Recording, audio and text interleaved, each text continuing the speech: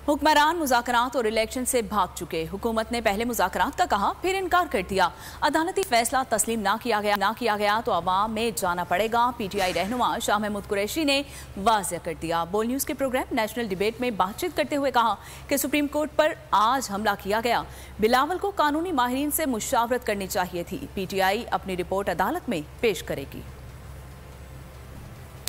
भाग गए भैया, भाग गए, भागना चाह रहे नहीं है, भाग गए। नियत हो तो राब्ता करें, मुज़ाकरात की नियत होती तो राब्ता करते। अगर आइन शिकनी आपने कर दी और किसने की, जमहूरी जमातों ने कर दी, तो फिर तो आवाम से रुजू करना पड़ेगा और आवाम को फैसला करना पड़ेगा। खुदा के वास्ते बिलावल भुट्टो जरदारी, जिसको कानून का इल्म है, पूछ तो लो कि कानून है क्या, आइन है क्या, वो क्या कह रहे हैं। मुल्क के जो टॉप के कानूनदान हैं, उनसे मशवरा तो कर लो।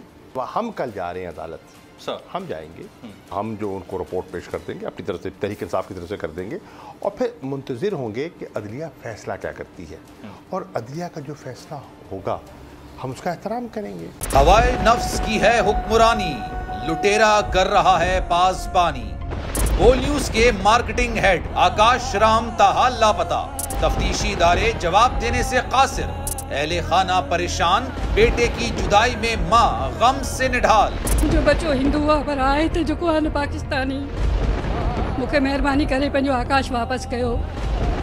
हुकूमत से बेकसूर और मुहिब्बे वतन बेटे की बाजियाबी के लिए फरियाद। आकाश राम के अगवा के खिलाफ अहले खाना की जानिब से सुप्रीम कोर्ट में दरख्वास्त दायर। सुप्रीम कोर्ट के चीफ जस्टिस उमर अता बंदियाल से आकाश राम के अहले खाना की जल्द समाअत की इस्तदा।